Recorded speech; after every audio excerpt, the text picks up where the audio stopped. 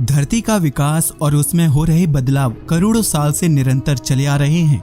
इंसान और जीव जंतुओं के विकास से पहले धरती का स्वरूप कुछ और ही था। आज जिस पृथ्वी की शक्ल हम मानचित्र में देखते हैं, असल में वो अपने शुरुआती समय में बिल्कुल अलग थी।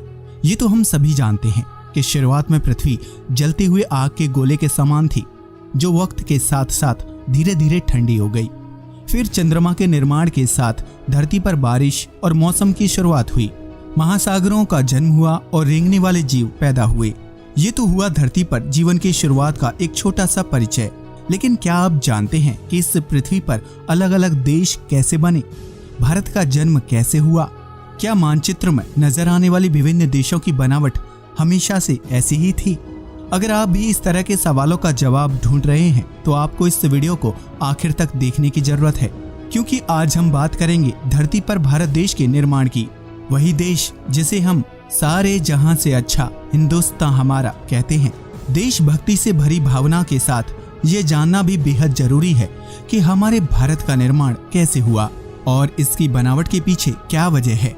तो देर किस बात की, आइए शुरू करते हैं ये मजेदार वीडियो। जब कई हिस्सों में बंट गई धरती। आज हम मानचित्र या सैटेलाइट से जिस पृथ्वी को देखते हैं, असल में करोड़ों साल पहले इसका रूप रंग बिल्कुल अलग था। आज से 225 मिलियन साल पहले धरती पर मौजूद हर भाग आपस में जुड़ा हुआ था, यानी किसी देश की कोई सीमा या खंड नहीं था। सब कुछ भूमि का एक बड़ा हिस्सा था। धरती के इस विशाल महाखंड को पेंजिया नाम से जाना जाता था, जिससे टूटकर अलग हुए देश आज विभिन्न नामों से जाने जाते हैं। समुद्र के पानी में तैरते हुए जमीन के ये हिस्से एक जगह से दूसरी जगह जाने लगे और मीलों दूर जाकर रुक गए।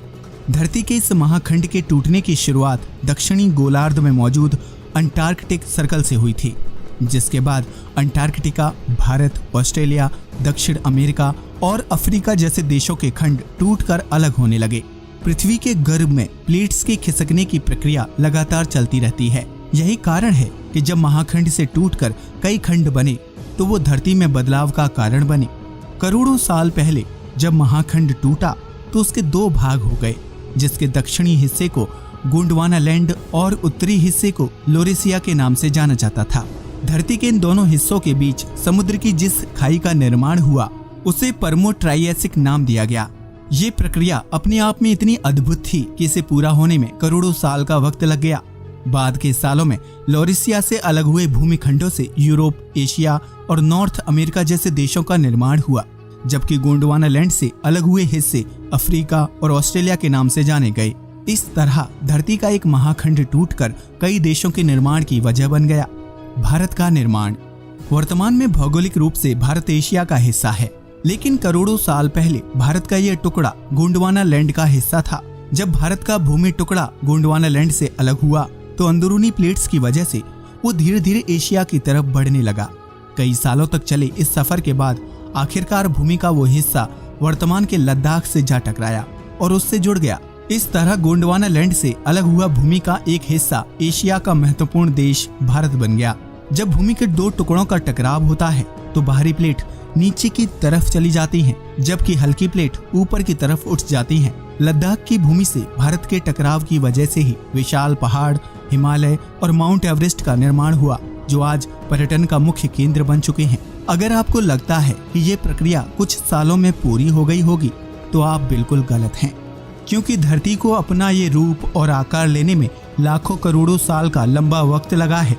भारत की बाहरी प्लेट लगातार हिमालय की तरफ दबने लगी है, जिसकी वजह से इन पर्वतों की ऊंचाई साल दर साल बढ़ रही है। हालांकि निरंतर हो रहे इन बदलावों को आप और हम आसानी से पहचान नहीं सकते हैं, लेकिन भूवैज्ञानिक इस बात को अच्छी तरह समझते हैं कि धरती में क्या क्या बदलाव हो रहे हैं। एल्फ्रेड वीजनर की थ्योरी। धरती के महाखंड पेंजिया और उससे जुड़ी थ्योरी को दुनिया के सामने रखने का श्रेय एल्फ्रेड वीजनर को दिया जाता है, जो एक जर्मन पोलर रिसर्चर, जियोफिजिसिस्ट और मौसम वैज्ञानिक थे। उन्होंने अपने जीवन काल में मौसम और धरती में हुए बदलाव को लेकर रिसर्च की थी। एल्फ्रेड वीजनर का जन्म 1 नवंबर 1880 में जर्मनी के बर्लिन में हुआ था। उन्होंने ही अपने शोध कार्यों के दौरान बताया था कि धरती किसी जमाने में एक विशाल महाखंड के रूप में थी, जो समय के साथ विकसित होती गई। उनका कहना था कि अगर आज भी धरती के सभी टुकड़ों को जोड़ दिया जाए तो पैंजिया महाखंड दोबारा तैयार हो जाएगा। एल्फ्रेड वीजनर ने भूमि के अलग अलग खंडों की जांच की और पाया कि सभी किसी न किसी रूप से एक दूसरे से जुड़े हुए हैं। उन्होंने ही अपनी थ्योरी में बताया था कि भूमि खंडों के अलग होने के दौरान धरती पर रेंगने वाले जीव अस्तित्व में थे। एल्फ्रेड वीजनर के शोध ने धरती को समझने और उसके निर्माण को लेकर वैज्ञानिकों समेत इंसान की काफी मदद की है। हालांकि जिस तरह बदलते वक्त के साथ धरती पर कई तरह के बदलाव आए हैं, उसी तरह विभिन्न देशों का भौगोलिक निर्माण हुआ। ये बात सुनने में विचित्र जरूर लगती है कि किसी समय में पूरी धरती में भूमि का सिर्फ एक हिस्सा था, लेकिन प्रकृति में हर चीज संभव है, फिर चाहे इंसान का जन्म हो या फिर भूमि के टुकड़ों का अलग होना। तो देखा आपने किस तरह धरती प्राचीन काल से ही अपनी धुरी पर बदलाव करती आई है और ये बदलाव अभी भी जारी है। आपको और हमें इस बात का पता भी नहीं चलेगा और धरती के भीतर बदलाव होते रहेंगे। हालांकि इन बदलावों को होने में करोड़ों साल का समय लगता है, लेकिन ये प्रक्रिया अपने आप में बेहद अद्भुत और विचित्र होती है। अगर आप आज से करोड़ों साल पहले धरती पर मौजूद होते तो भारत के हिस्से को किस देश के साथ जोड़ना पसंद करते? अपना जवाब कमेंट बॉक्स में जरूर शेयर करें। आज के लिए बस इतना ही। वीडियो अच्छा लगा हो तो प्लीज इसे लाइक और शेयर करें, साथ ही चैनल को भी सब्सक्राइब करें। जय हिंद दोस्तों।